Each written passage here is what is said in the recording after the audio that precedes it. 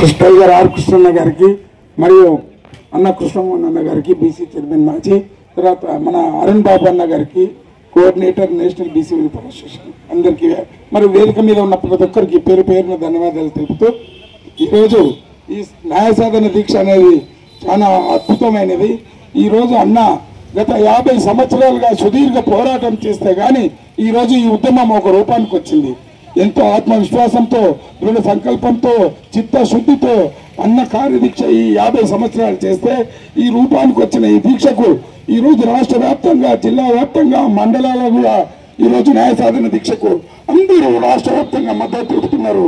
ఇంకా ఈ రోజు ముందు రాబోయే రోజుల్లో ఇప్పుడు మనకు రాజ్యాంగబద్ధంగా మనకు బీసీలకు న్యాయ పోరాటం సాగించాలని మరి వచ్చే నెల 10వ తారీఖు నాడు ఢిల్లీలో జరగబోయే ధర్నాకు పెద్ద ఎత్తున రాష్ట్ర వ్యాప్తంగా విద్యార్థులు యువకులు అందరూ రావాలని విజ్ఞప్తి చేస్తున్నాను. ఒక్క నిమిషమన్నా, మేము చదువుకున్న రోజుల్లో 95లో అన్న న్యాయవాదులకు మాకు 3 సంవత్సరాలుగా ఫీజులు రాకపోతే ఒకే ఒక్క రోజు అన్నను పోయి అడుక్కుంటే ఒకే ఒక్క రోజు సెక్రటరేట్ దగ్గరకు వచ్చి ధర్నా గంట సేపు చేస్తే 5,000 మందికి వచ్చింది ఫీజులు. దాంట్లో నేను కొన్ని ఈరోజు నాలాగా దాదాపుగా నాకు తెలిసి 90 నుంచి ఇప్పటి వరకే 30 లక్షల మంది విద్యార్థులకు అన్న పేరు మీద ఫీజులు వచ్చినాయి. ఈ 30 లక్షల మంది విద్యార్థులు ఈరోజు పెళ్లిళ్ళు చేసుకొని పిల్లలు ఉంటారు. నేను కూడా తాతను కూడా కాబోతున్నా.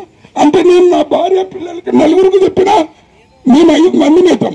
అట్లా 30 లక్షల మంది 5 మంది వేసుకున్నా 1,30 లక్షల మంది మీ వెనుక ఉన్నారన్నా.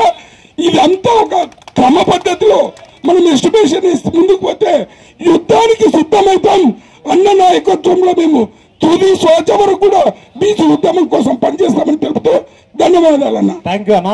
ఇప్పుడు